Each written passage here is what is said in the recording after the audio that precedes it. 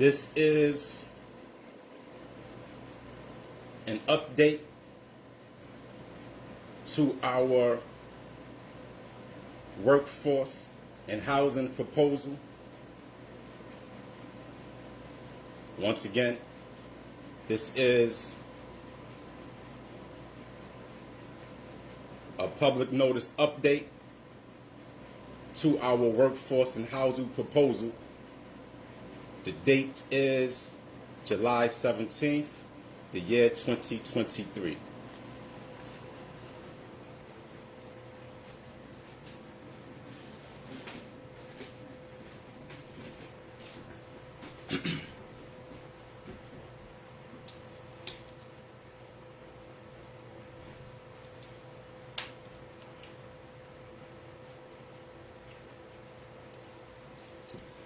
This is a public notice.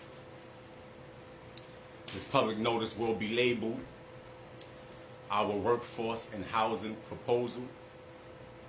We already covered this proposal on Platinum TV.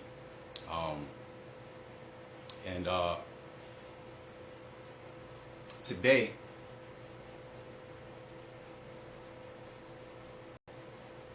we will be going over some of the details of that proposal.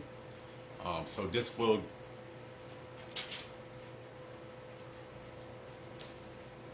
today's broadcast will just be to reinforce and highlight the keynotes of the proposal. All right, this is our workforce and housing proposal update. Our proposal suggests, implements that 20 hours be regulation in terms of a work week.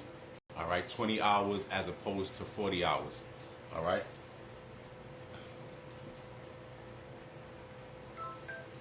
That is one of the main components of our proposal.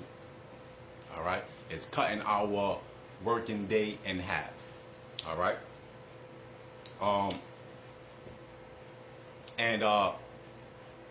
Once we refresh everyone and go over these details,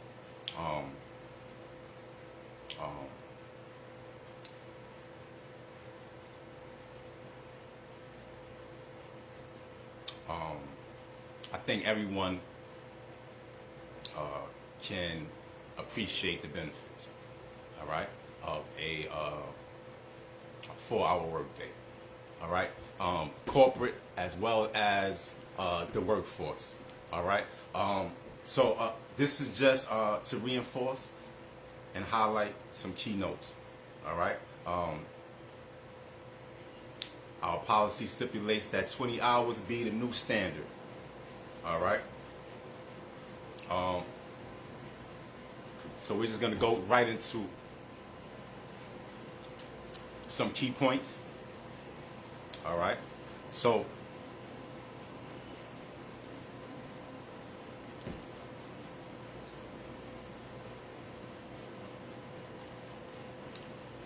we are trying to create sustainable work habits. All right.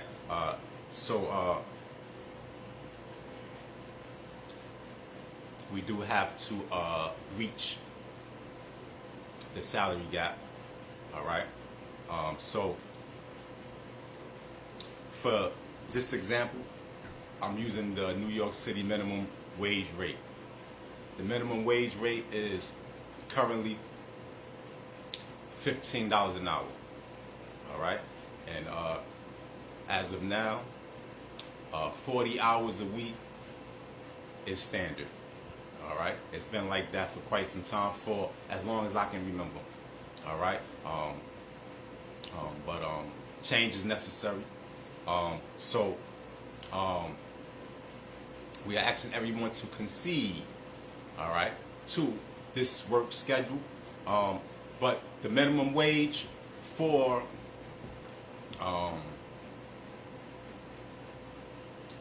New York City is $15 an hour.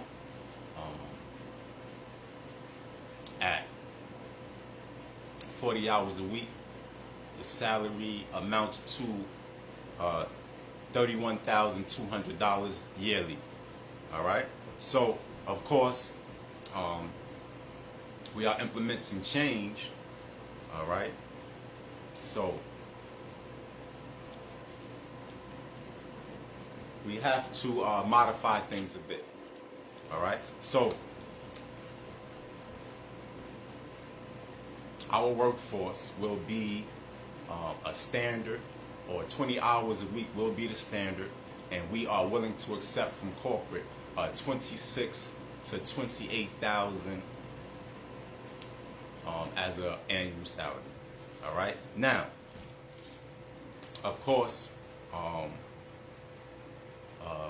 the hourly rate will be a bit different. All right. Under our proposal, the hourly rate will be a bit more than $15 an hour. All right. So we are using, I'll repeat this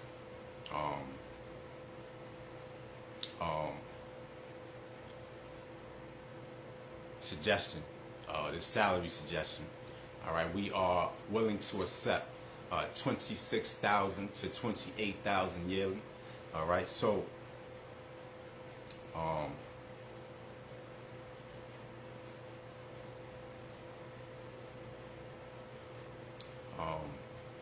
with a 20-hour a week schedule, all right, 4 hours a day, that would amount to about $25 or $26 an hour. All right, so we're talking 40 hours a week at $15 an hour. The yearly salary is $31,200. All right, we are trying to bridge the gap. All right, and our numbers, all right, for a 20-hour a week, with an income being between 26 and 28,000, that would make the hourly rate $25 to $26 an hour. All right, so that is the difference, and we are going to get into how that affects everyone, and why there's benefits in it, even for corporate, and why the gap isn't that wide to begin with. All right, now, so those are the numbers in terms of yearly salary. All right, now,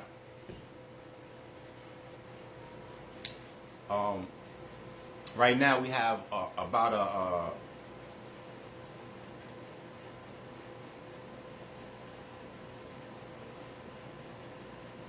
well, there's a difference in an hourly rate. All right.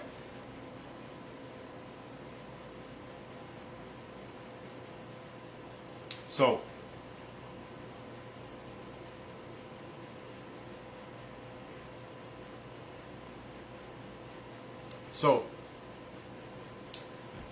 here's where we start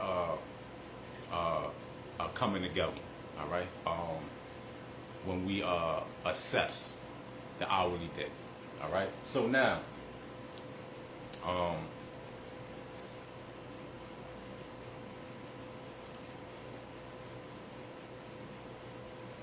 when you consider,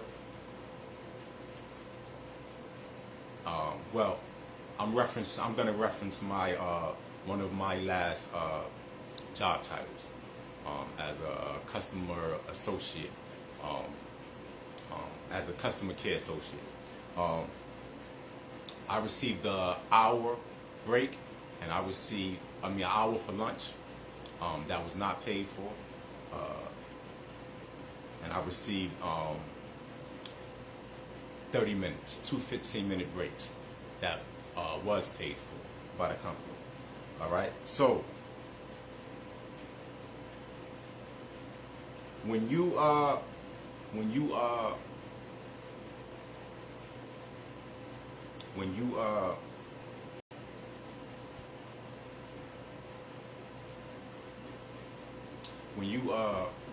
factor in that the company is paying for a half an hour break. Give me 1 second, because I do have numbers here, but for some reason I'm looking at them and my numbers look like they may be off, so I want to double check before I refer to my notes.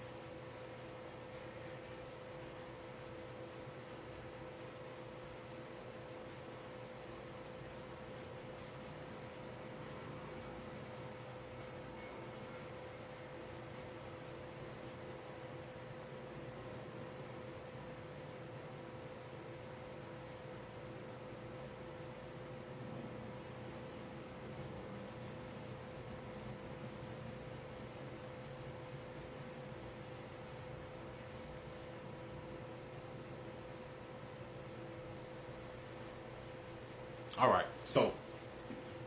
right, so I do have the numbers already figured out, but as I'm looking at them, they look a little off, but I realized what I did. All right, so now let me finish explaining. All right, so we have 31,200 annually versus 26 or 28,000, between 26 and 28,000 annually.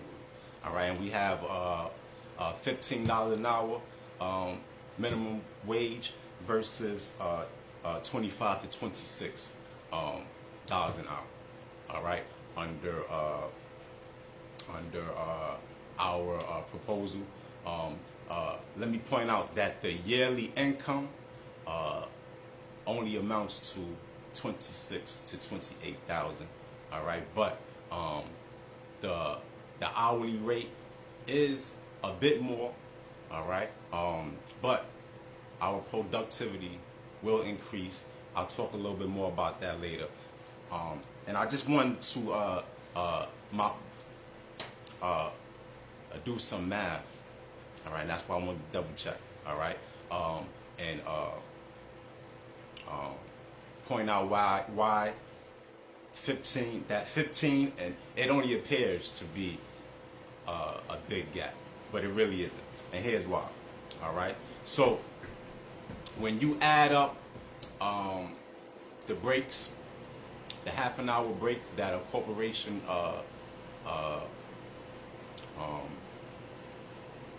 has to cover, all right, and pay for, all right, out of pocket. When you take all of that into account, the employee is actually earning about $18.50 an hour. All right, so we're just gonna round that up to $19 an hour. All right, so when you add into the breaks, the half an hour breaks that a company pays for, all right, and you know, you have an understanding of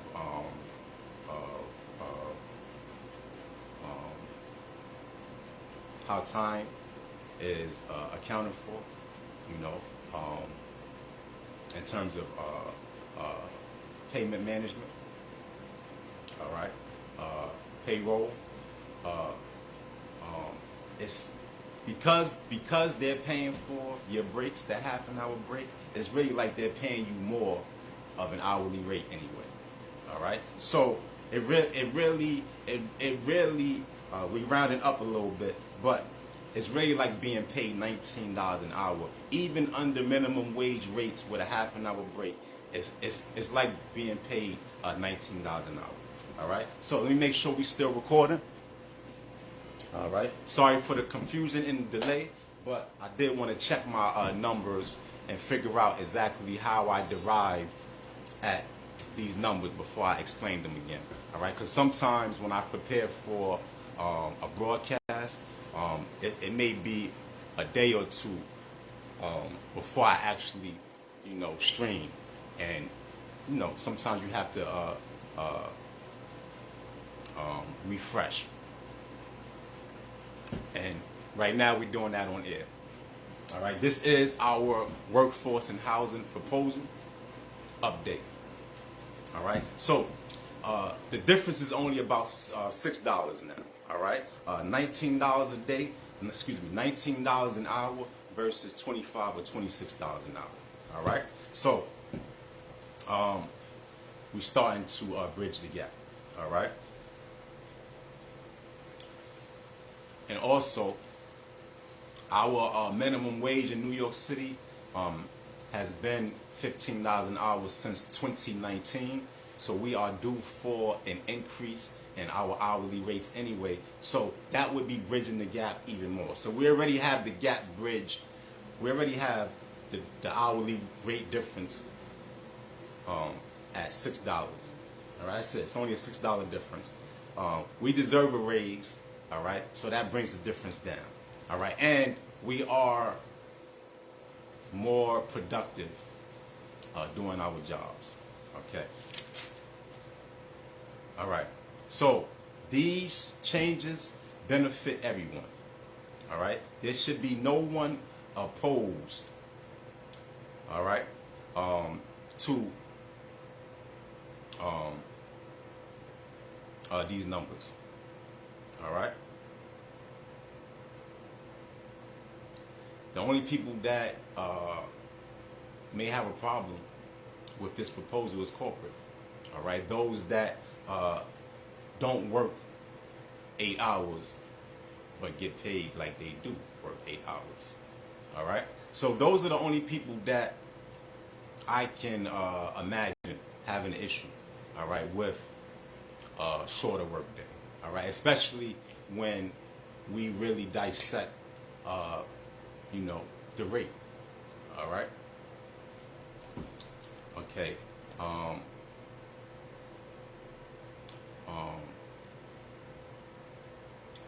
Under our proposal, employees will be more inspired, and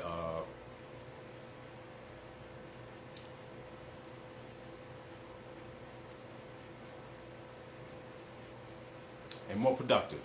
All right, they'll work more efficiently, and they'll be able to manage their job titles more responsibly. All right, their job titles and their description, their job description. All right, and if there is a need for more hours to be filled, or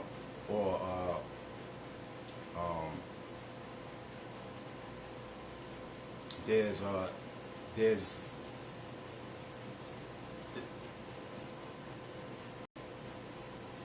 so if corporate does need more manpower, or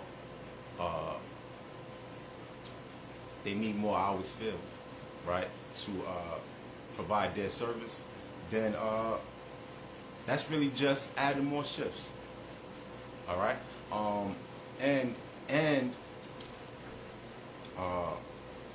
well, let me just go in order. All right, because there really is, this proposal is very well thought out, but we're using a 4-hour workday now. All right, so if employer needs to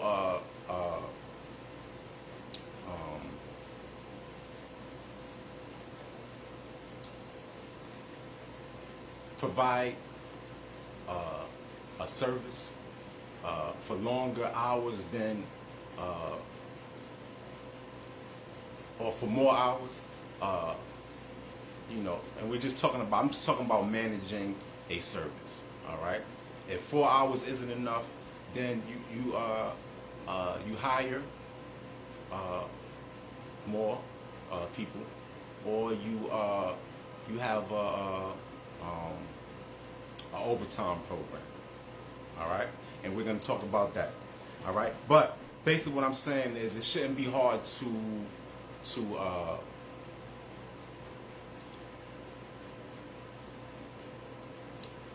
provide the appropriate service, especially if it's just based on shifts being covered. All right, so the employer has the option to hire more staff. All right, or for overtime. All right, now, in our proposal, overtime will be paid at a higher rate. All right, overtime will be paid at time and a half. That's pretty much common.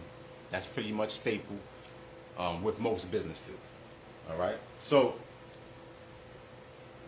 in our proposal, overtime will start at 21 hours as opposed to 41 hours, and you still will receive time and a half. But what we're asking, and this is a benefit to managers, all right, to corporate, all right, to so you guys can manage your schedule, all right. We are introducing quarterly overtime, all right. Quarterly overtime mandates that once an employee enrolls or signs up, he has to commit to 6 hours of overtime a week. All right, so he commits to 6 hours of overtime a week for 3 months. All right, and this should help corporate manage the schedule. So the transition should be very easy. It shouldn't be that hard. And to employees, to the individuals, to the workforce, if you sign up for overtime, now you're talking about a 26-hour work week as opposed to a 20-hour work week, but you'll get paid for 29 hours. All right, so that is our overtime. That is our quarterly overtime.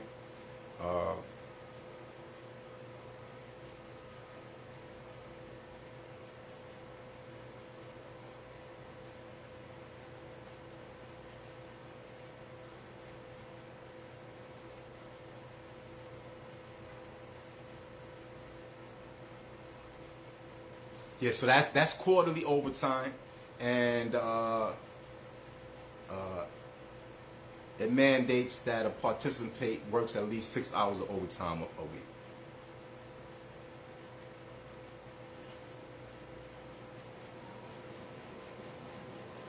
And of course, if you work in overtime, you should be allowed to take a break, and breaks will be unpaid under our system, or that's up to corporate if they want to pay for breaks during overtime. All right. Is there anything more on overtime? Yes. So overtime. Yes. So overtime will be paid at starting at 21 hours instead of 41.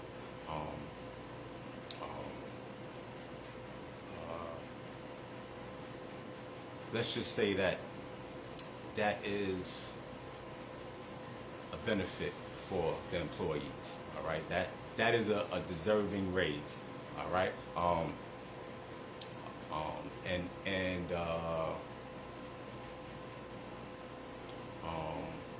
hopefully,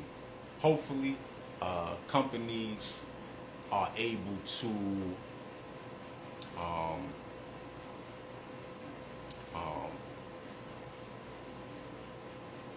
still meet payroll and function and make profit. All right, with our structure. All right, because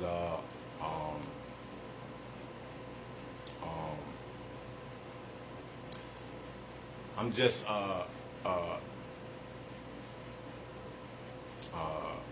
I'm thinking for corporate right now.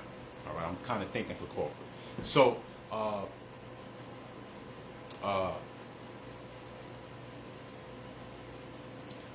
you guys do have the option to hire more people. All right, and between hiring more people, you don't have to pay the overtime rate, but I think that there's a happy medium. All right, because if you hire another staff, you have to pay another staff, that yearly income. All right, overtime is really just paying a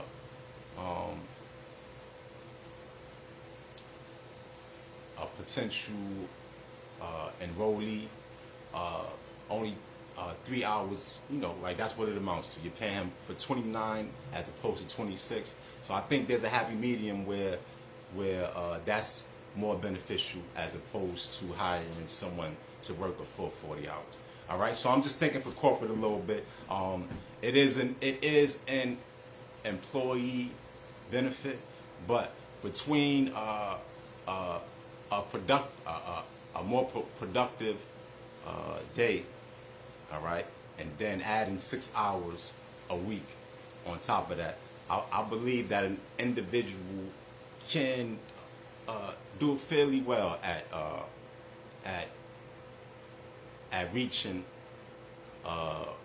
similar production, all right, that he did when he worked 40 hours. All right, so I think we're doing all right there. There still should be no complaints by anybody. So I was kind of playing both sides of the debate desk. All right. So we're moving on. That was our quarterly overtime. Now, this is a benefit for corporate. All right, we are willing to withgo 12.5% of our earnings until the first of the following year. All right, so this means that what this means for staff, for the employee, is that if you're working 4 hours a day, you'll only get paid for 3.5. All right. When you receive your weekly check or your bi-weekly check, all right, and you'll receive a bulk check. All right, we're calling this bulk pay or delayed pay.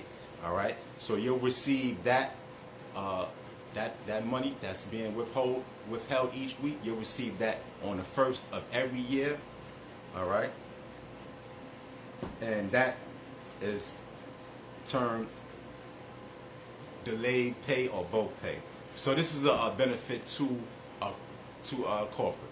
All right, there's a lot of money. There's a lot that you can do with that revenue. All right, to make sure your business stays afloat. All right, and to the employees, receiving kind of like a large amount of money at one time, as opposed to the half an hour, that the half an hour rate that it would amount to. There's benefits in that, because when you get a large amount of money like that, options open up on what you can do with it. So the benefits are plentiful, and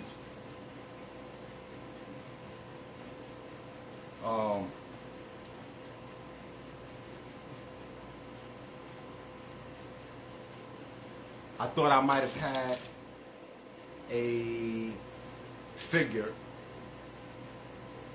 I'm talking about the bulk pay. I thought I might have had a figure to give you in terms of how much money it would amount to at the beginning of the year. Give me 1 second.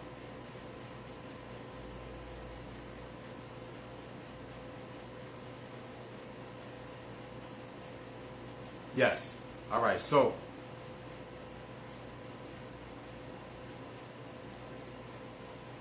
Yes, so I do have a figure for you.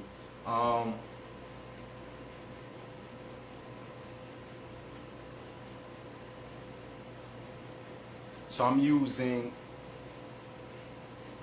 our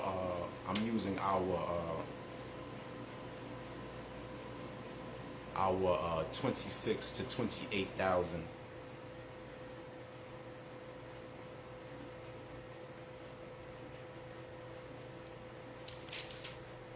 Yes, I'm using a 26,000, between 26 and 28,000. If you're withholding 12.5% of that, then that would amount to about $3,250 a year. All right, so that's the number for you. And if my equation was off, I'll update it. But I believe I used the 26 to 28,000 salary. So 12.5% of that would be about 3,250 that you will receive. All right, as your boat pay. All right, so that's a rough figure for you. All right, for your boat pay. All right, now.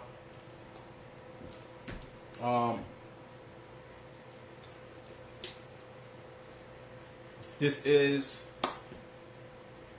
our workforce and housing proposal. So this workforce portion is paired with housing policies. All right. So they go hand in hand. All right, earning and spending habits. All right, so we're going to talk about spending habits a little bit. All right, you must budget. All right, appropriately. All right, try to find some savings. All right, on your monthly expenses. All right, so here are some suggestions. Rotate your subscriptions. All right, in terms of entertainment and music, and whatever else that you are paying for monthly. All right, even premium clubs, VIP clubs. All right, for whatever it is that you subscribe to. It doesn't have to be every month. All right, rotate your subscriptions. All right, use energy efficient appliances. Cut your gas. All right, cut your gas and use electric hot plates, electric ovens. All right, use rechargeable lights or LED lights.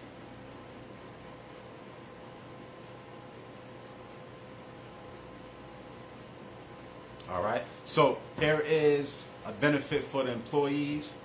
All right, a small raise of a couple of dollars can be extremely beneficial within our policy. And actually, under most working structures or working formats, a small raise can be beneficial.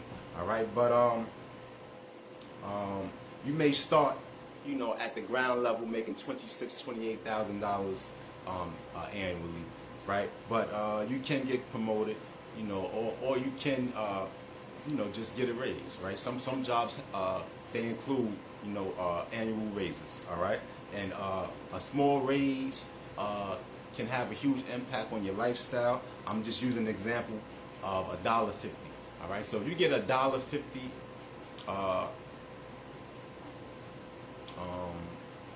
hourly raise, all right, within our policy, within our structure, that can be close to $1,500 a year. All right, in terms of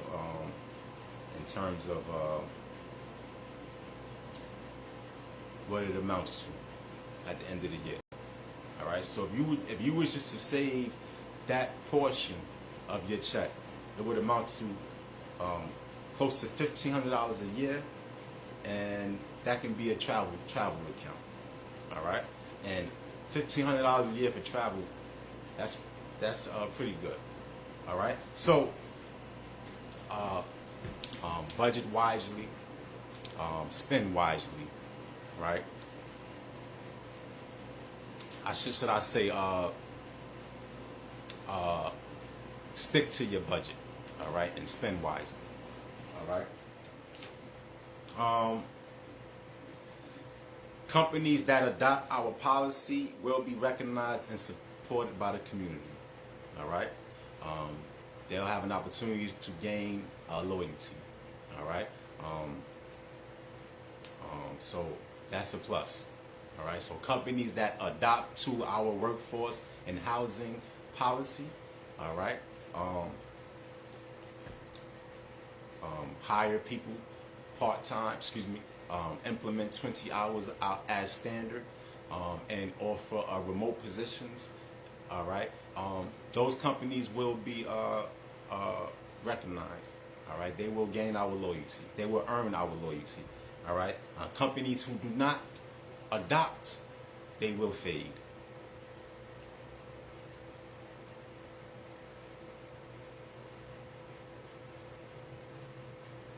All right, so we do have a post.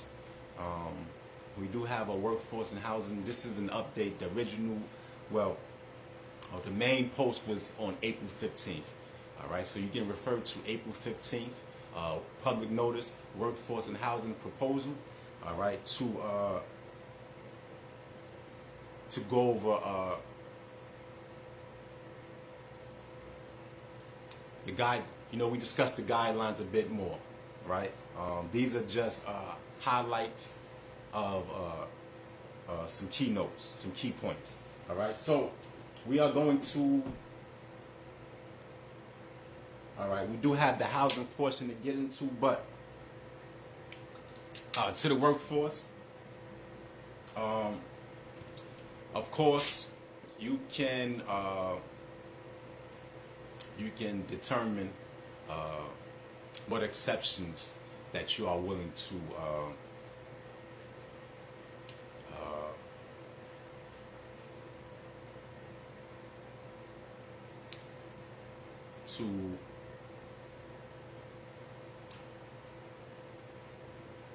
accept work, or even pursue work.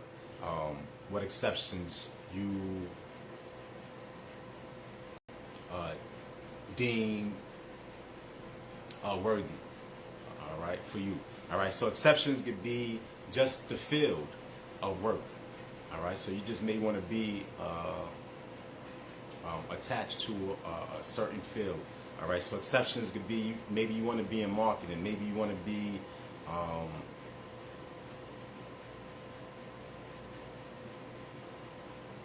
maybe you want to work in technology or with technology. All right, programming. All right, aviation. All right, so I don't want to it's your exception. All right, why would you commit to longer than a 4-hour work week, work day schedule? All right, why would you commit to subjecting yourself to that lifestyle? All right, it has to be worth it. All right, so you make your own exceptions. All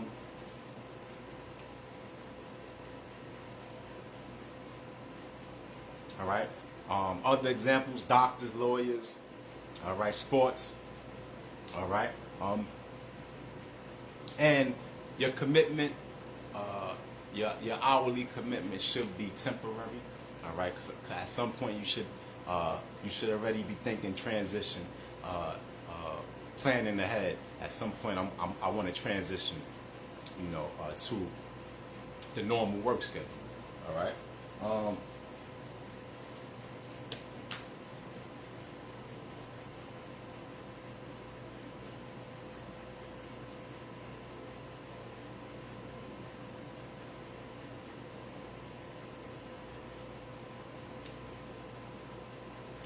Give me 1 second.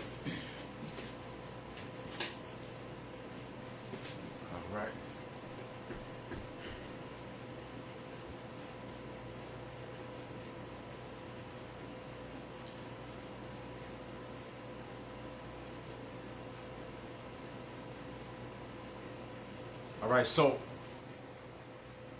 for those that are already employed, all right,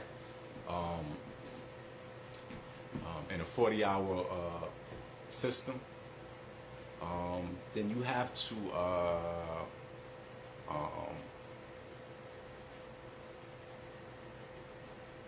well, you can change policy from within.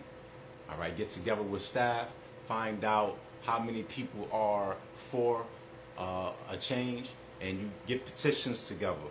All right, you strike. All right, have a backup plan. All right, expect to be fired, collect unemployment. All right, so we all have to figure things out. All right, and this proposal benefits corporate as well. All right, and anyone working under an 8-hour day. All right, this benefits them. All right, there shouldn't be any objections to this proposal unless you are not working an 8-hour day and getting paid as if you are. Those people will have to expose themselves to go against this proposal. All right.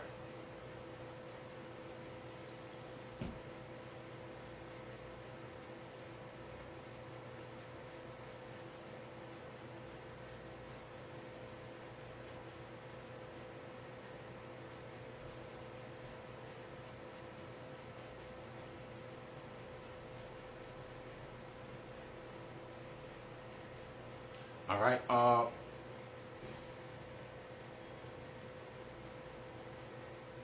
It is up to us. We are all a part of the system.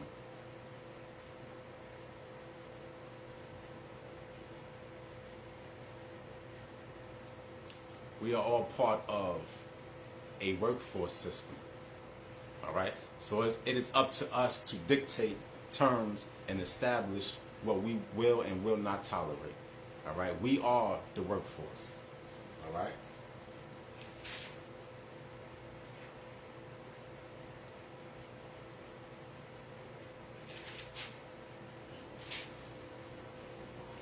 All right. So we have to design or restructure.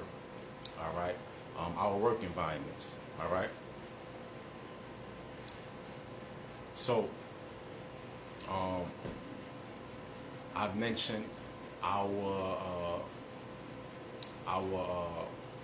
20-hour schedule, all right, with quarterly overtime, all right.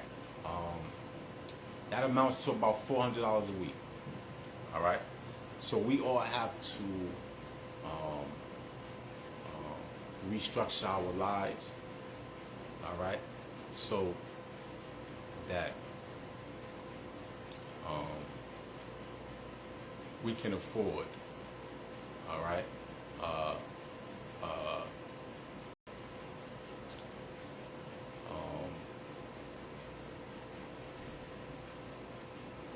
longevity.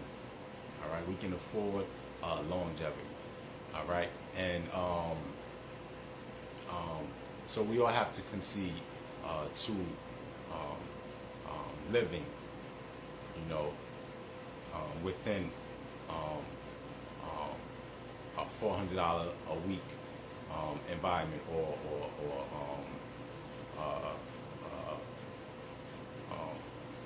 earning system. All right, earning and spending system. All right.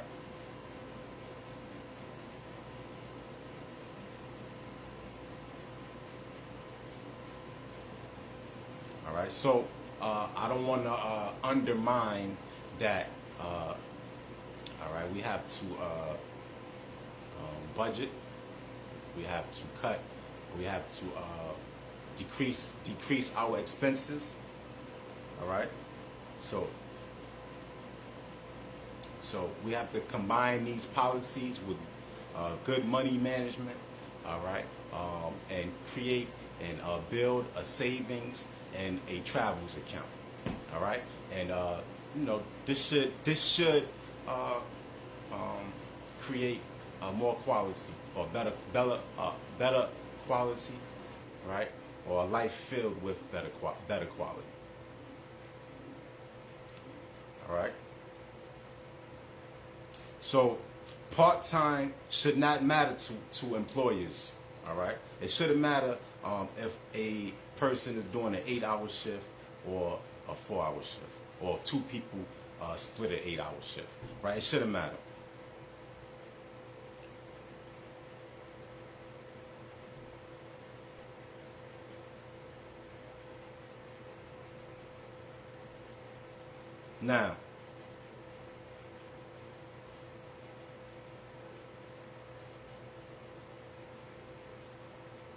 Now,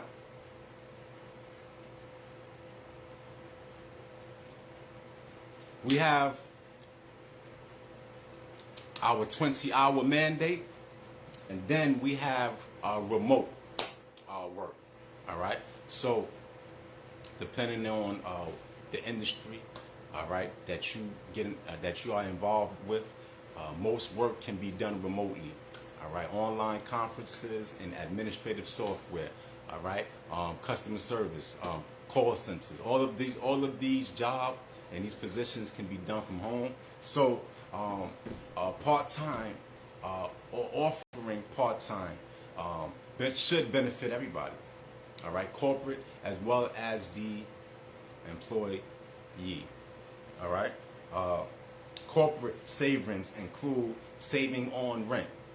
All right, saving on power, supplies. All right, saving on internet. All right, saving on possibly water. All right, janitorial services, maintenance. When I mean maintenance, I'm talking about building repairs. All right, etc. All right, so these are all savings that corporate has to consider. All right, so these benefits a part-time position or transitioning, all right, to a remote work, or a remote company benefits everybody. All right, a remote working company. So any corporation would have to illustrate and explain why they are against any part or any portion of this proposal. All right. Now, I'm just going to throw out a few examples of why. This is a question. This is a question to corporate. All right. If you are a corporate and you are hiring parking attendants, maintenance, or any type of customer service agent, why would you mandate that they work an 8-hour shift? It doesn't make any sense. All right. It doesn't make any sense for any employer to mandate an 8-hour workday for most occupations. All right. Now there may be a few exceptions. All right, but they would have to explain. All right. Now part-time can also be part-time can be 5 days a week, 4 hours a day, but part-time can also be 4 days a week, 5 hours a day. All right. So if we concede to a schedule like that, now we are talking, 5 hours a day versus six and a half hours a day in terms of manpower, schedules being filled. All right. So for corporate to go against our policy, especially when it can be versatile, right? And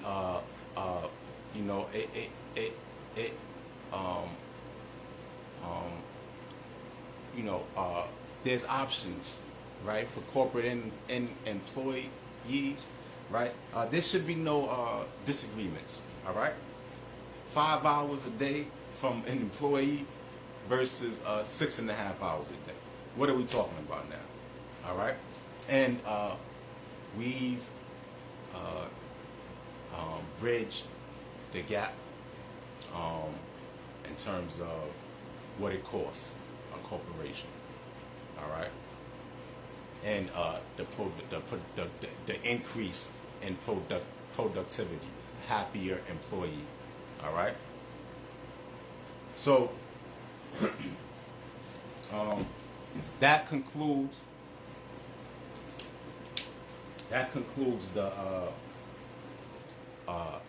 the housing, the workforce portion, but we do have the housing portion to uncover.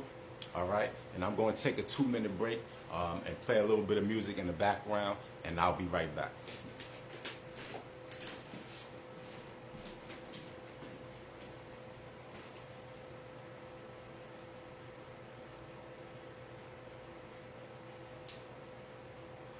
This is a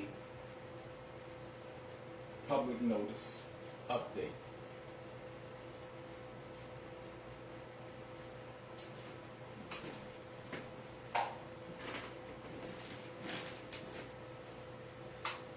We are going to take a 2-minute music intermission, and I will be right back to conclude with our housing breakdown. Thank you for your patience.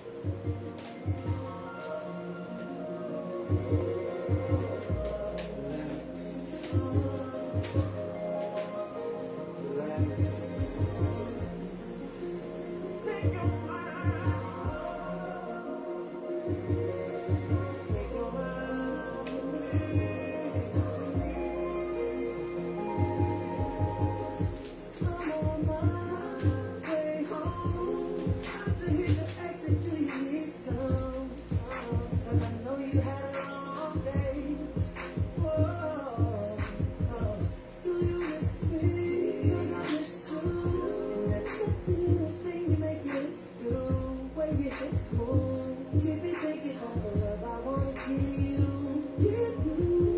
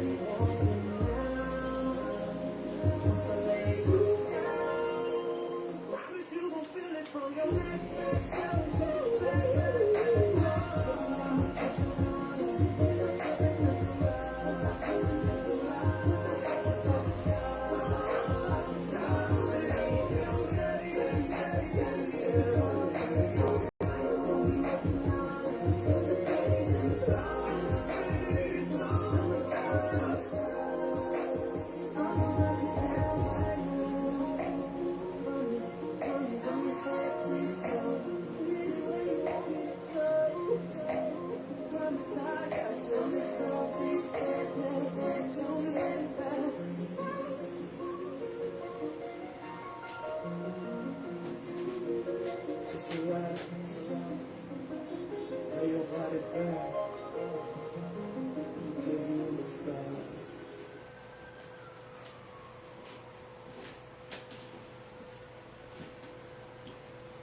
right. Thank you for your patience. We just concluded the workforce portion. We are going to get into our housing policies.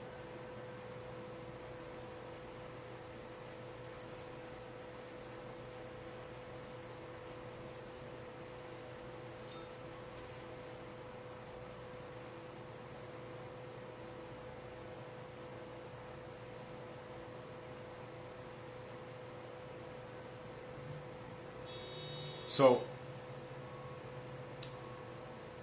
before we move on to our housing policy,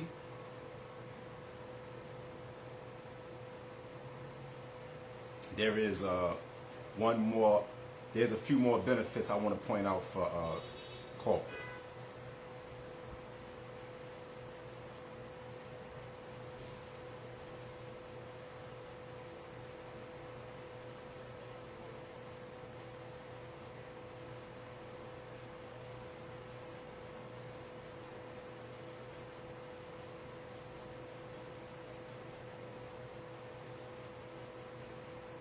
So,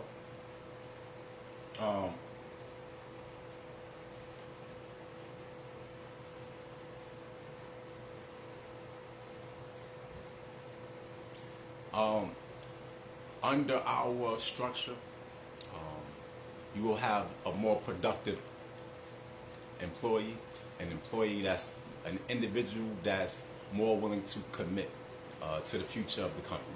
All right. So the company will not have to. There won't be so much turnover in terms of hiring. All right. So companies can save money on recruiting.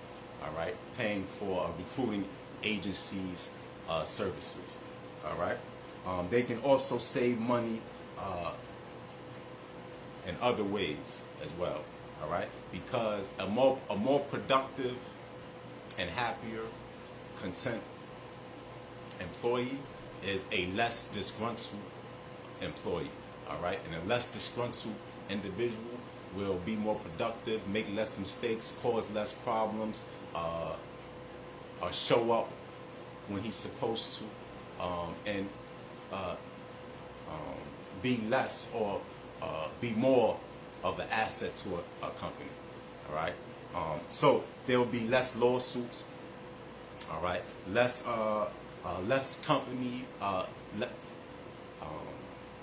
There will be less money that these companies have to pay to insurance or to these insurance companies, these insurance agencies. All right, based on disgruntled employees and their lawsuits. All right, and services and services won't have to be be redone, or products won't have to be refurbished so much. All right, because work will be more efficient across the board. All right, so and there will be less stealing from corporate. All right, so the benefits are enormous. All right, so now we're going to move on to our housing portion.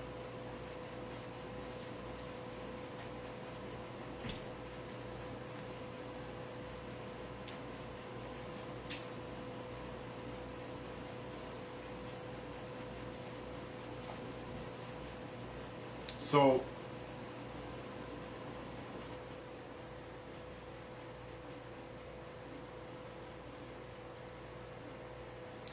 rent shouldn't be more than 25% of our income. All right? So rent shouldn't be more than 25% of an individual's income. A household rent shouldn't be more than 25% of a minimum wage salary. All right? So I have two sets of numbers here. All right, because at $15 an hour, 40 hours a week, the salary is $31,200 yearly. All right, so 25% of that is $650 a month. Excuse me. A 25%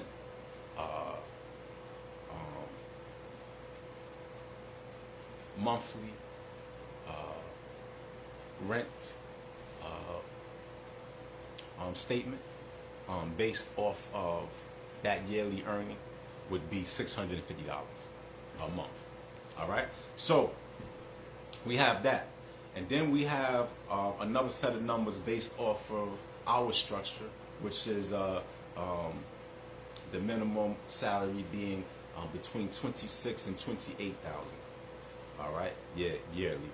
All right, and that monthly rent rate is between $540 and $580. All right, so that is our standard rent. All right, that is standard. That is a standard one-bedroom apartment under those guidelines in terms of salary. All right, $650 a month, or our structure between $540 and $580. All right, so that's really what rent should be. All right, between $540 and $580 a month. All right, now that is a one-bedroom apartment, and I do have some examples on our projector queued up. All right, so we're going to go to the big screen and take a look at just two examples of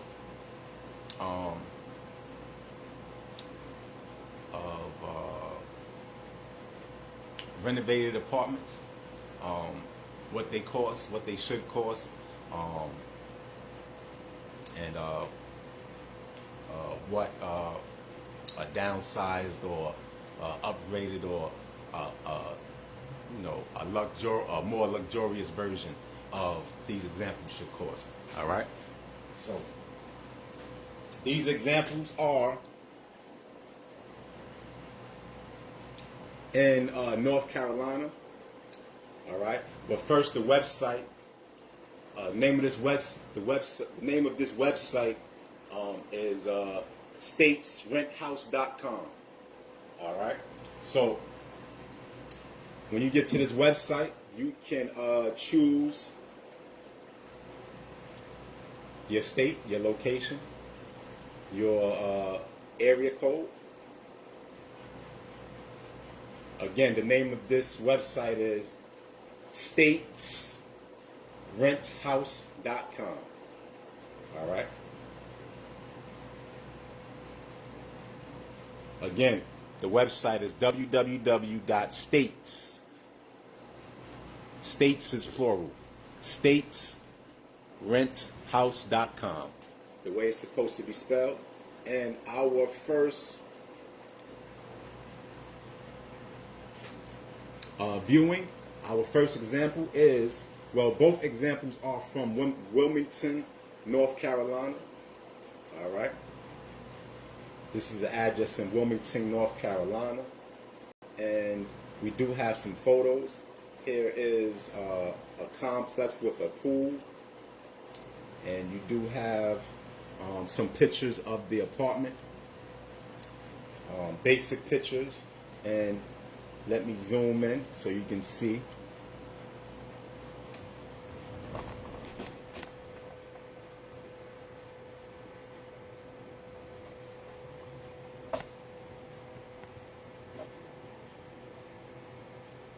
All right, again, this is an apartment in Wilmington, North Carolina. It appears that this apartment has a patio or terrace of some sort, decent amount of space, decent kitchen. It has a training facility. All right. So this is an apartment in Wilmington, North Carolina, and the price is $500 a month, and this is 1 bedroom, 400 square feet. All right, so this is an idea of a 1 bedroom apartment, and we do have another.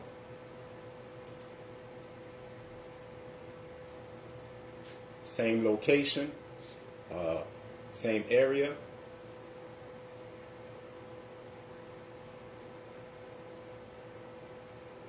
This is a home front. You can see the blueprint, the design of the layout. Also has a pool, training facility, pretty decent space. Looks newly furnished or newly renovated.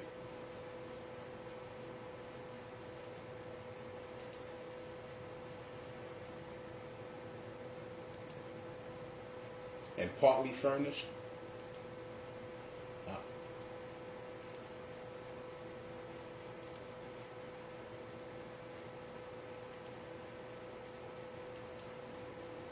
And they even have a makeshift fireplace. And the range, well, the price for this apartment is, well, this is a 2-bed and 2.5 bathroom, 1,200 square feet property. All right, so this is more than just an apartment. All right, but $620 monthly. All right, for this space and that layout.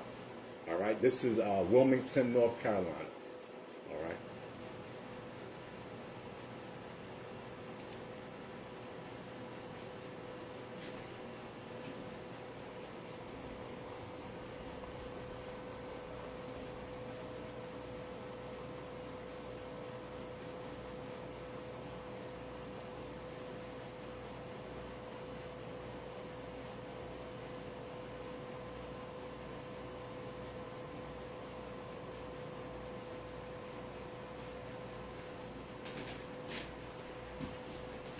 So we showed a 1 bedroom example and a 2 bedroom example. All right. So we have a base of $540 to $580 an hour. All right, and that's for a 1 bedroom. A studio apartment should be, about $150 less. All right. A 2 bedroom, all right, should be, about $150 more, all right, roughly. All right, now,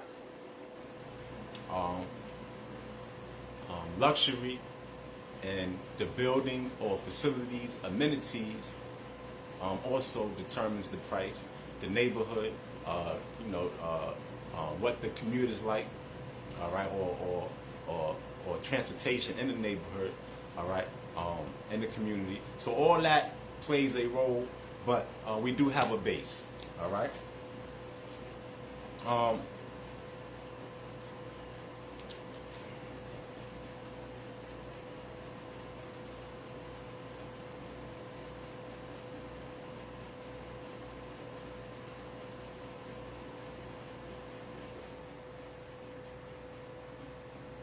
So we do have to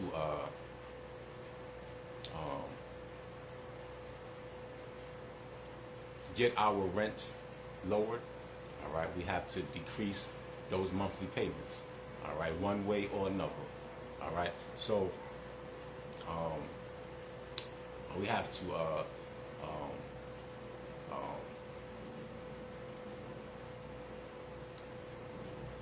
to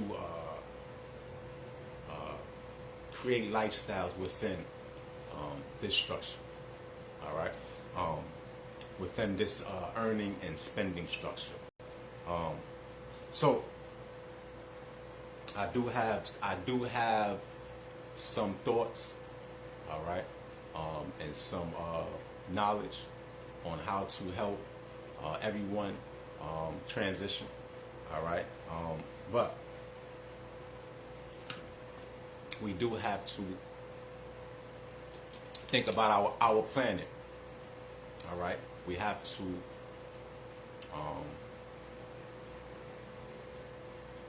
be mindful of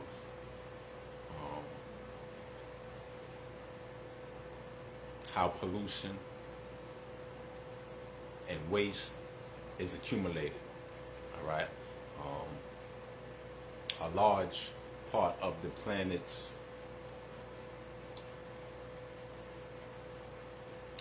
gas pollution and chemical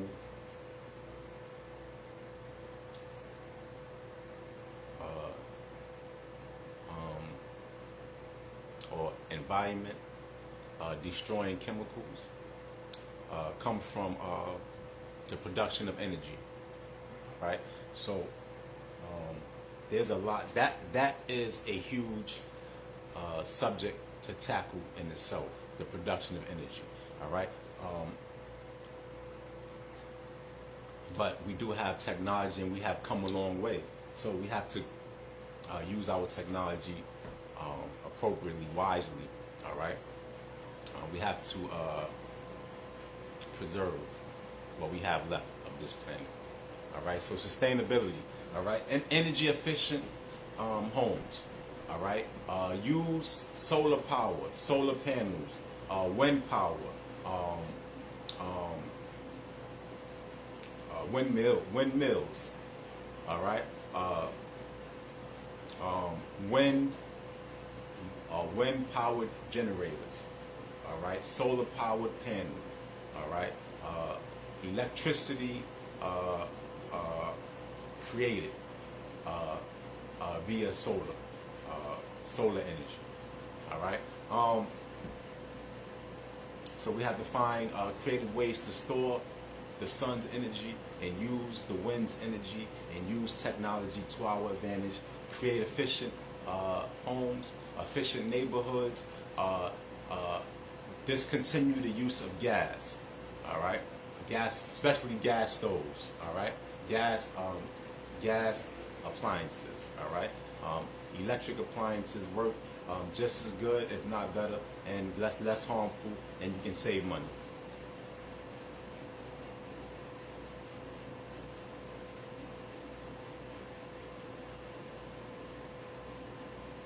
Now, budgeting and spending habits are an important part of this policy.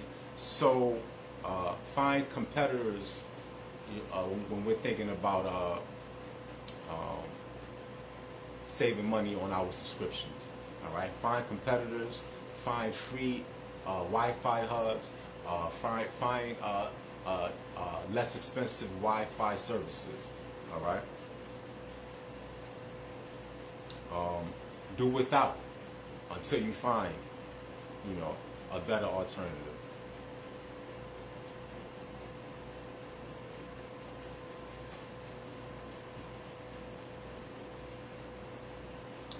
All right. Rent can be our biggest expense. All right. Just paying for a roof over our head. All right. That can be our biggest expense. All right.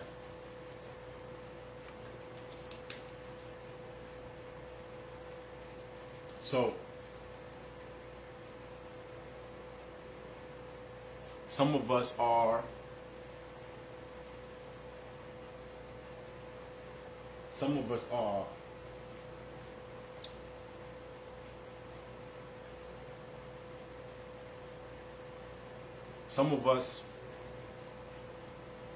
already in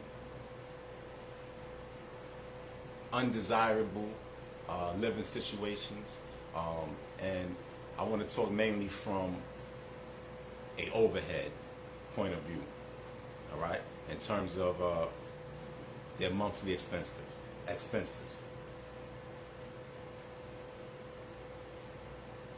So,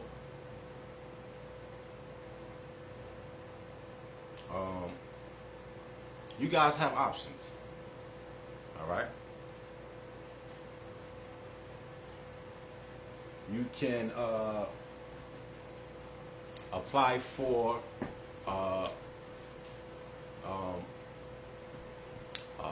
lower rent housing. All right. Under our structure, they will be termed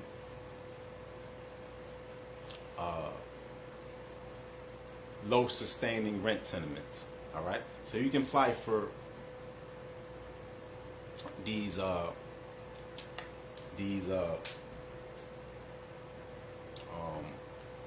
properties, right? These apartments. All right. Low sustaining rent tenements. They're sometimes called other terms in New York City and New York State. You may hear low income stabilizing. All right, but get on the waiting list. All right. Now, you can also challenge your landlord or your building management. All right. And one of the ways you do that is by earning your day in housing court. All right. So earn your day in court. All right. Rent has been raised unfairly, and it is our responsibility to challenge and change ineffective housing regulations. Earn your day in court if and when you have valid and legitimate claims to withhold rent. Be sure to keep accurate records of your complaints, photos, and correspondences. Expect to be served with an eviction notice indicating how much time you have thereafter to appear at the housing court, which governs your jurisdiction. All right? So you have a game plan going in when you're with holding rent and making deductions. All right? So you can be your own attorney. All right? Your own housing, your own you have to represent yourself. All right. So you can make monthly deductions and just keep records of why you made these deductions, and they may be legitimate. So you may not even have to go to court. All right. But this is just things that you can do proactive.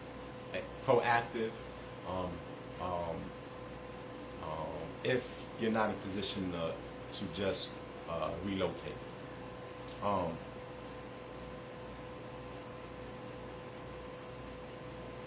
Once you are served with the eviction documents, all right, that's when negotiations and trial proceedings begin. All right.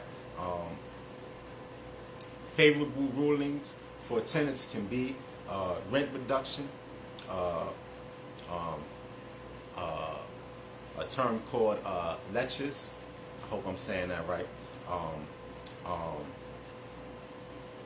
It can be an adjournment to the case, all right, or extended trial. So these are rulings that can work in your favor, all right, even in an adjournment, all right, because you're still withholding rent and you're still paying what you deem is appropriate. All right. So you can also, outcome can be new lease agreement. All right. So earn your day in court.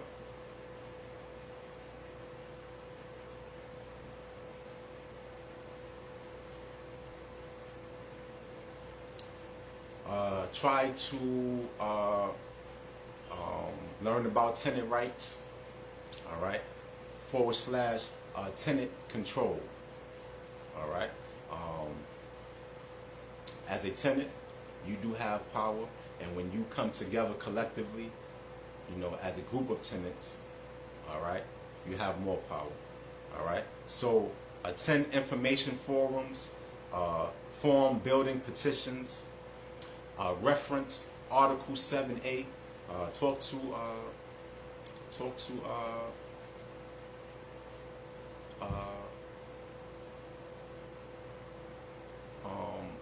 housing court judges and lawyers, all right, and figure out what policies work in your favor, all right. What legal policies work in your favor? What law? What tenant laws work in your favor?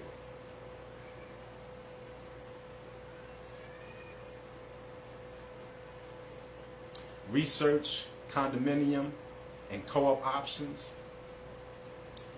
Get in contact with building developers of new residential projects. Appoint alternative building management. All right. Property service management.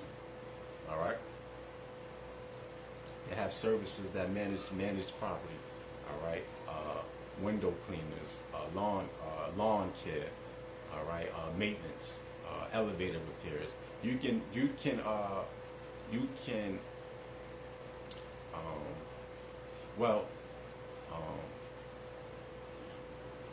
these are services that can be provided or sought after by the tenants, sought out by the tenants. All right. So figure out your options.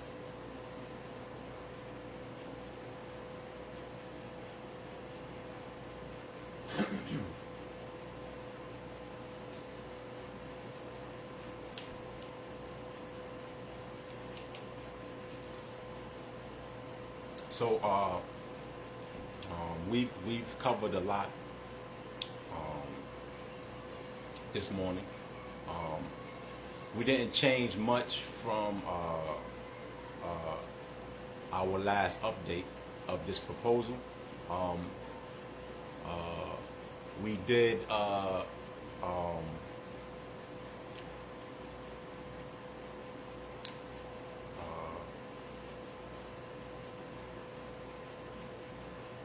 calculate a little bit more today, and we did mention two individuals, determine what exception or exceptions that you are willing to consider, you know, as it pertains to working longer, you know, or working outside of our proposal. All right. Even if you're younger, that may be an exception. All right. Just being, you know, young and youthful. All right, and having the energy to work. All right. So that can be an exception. All right. But we definitely have to move out of pretentious neighborhoods. All right.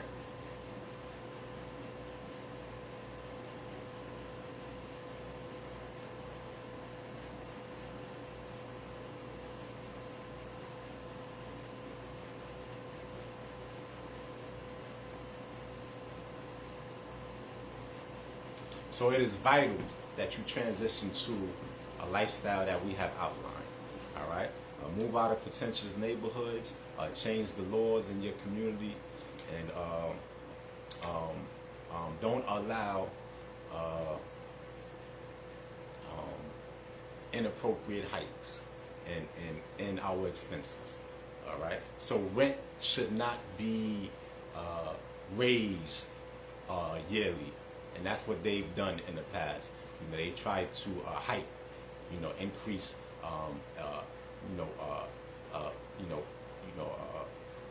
create these hike increases in rent.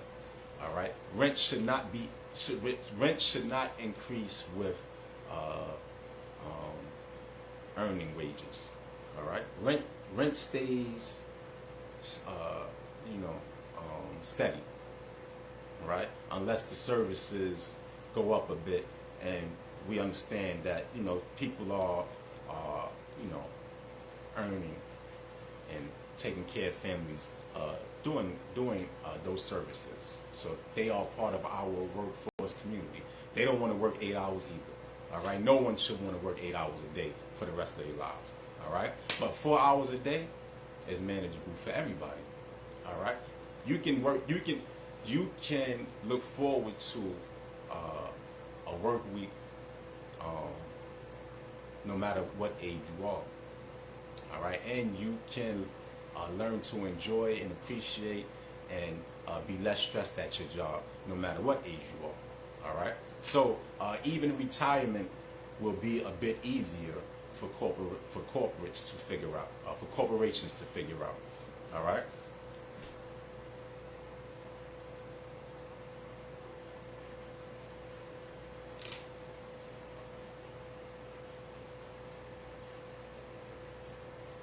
So, to our culture, our livelihoods are /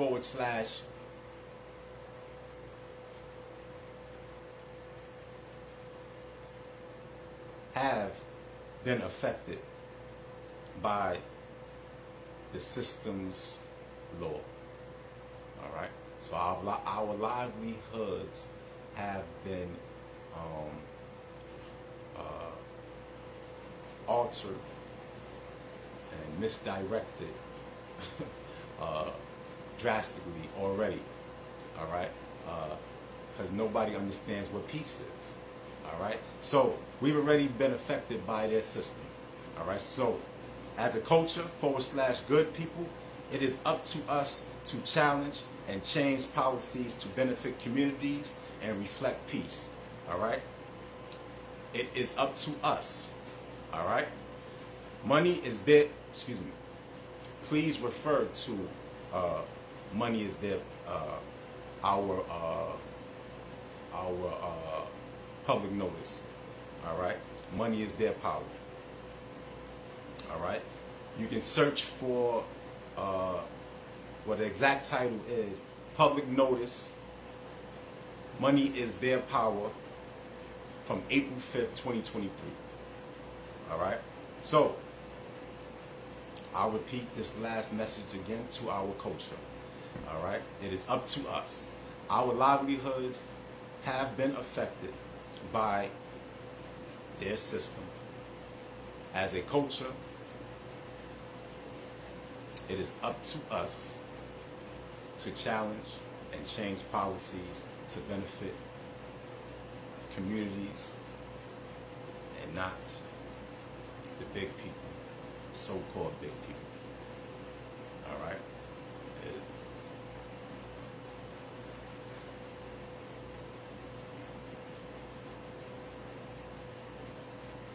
Structures and policies should be in place to benefit the people, the communities, and not the greedy,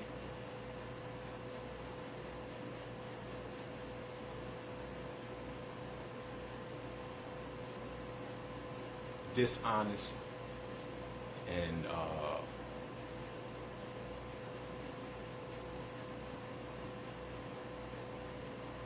devious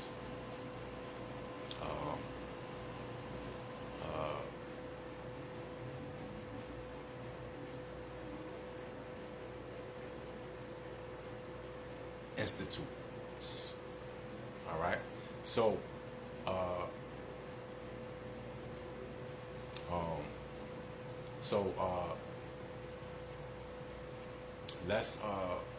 let's keep that in mind. All right.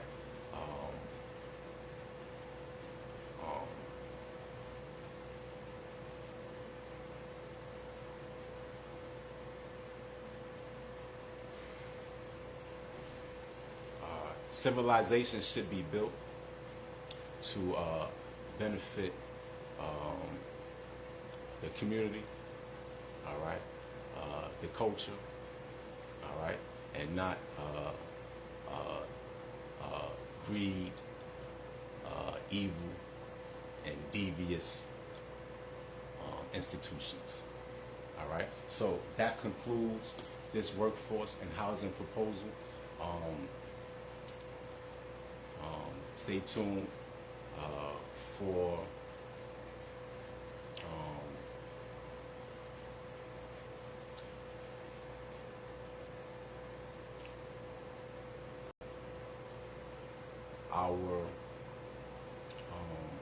stay tuned for further policy transitions. All right, and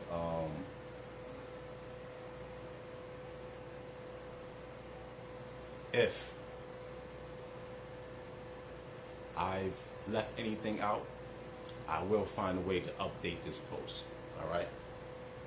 Today is Monday, July 17th, the year 2023.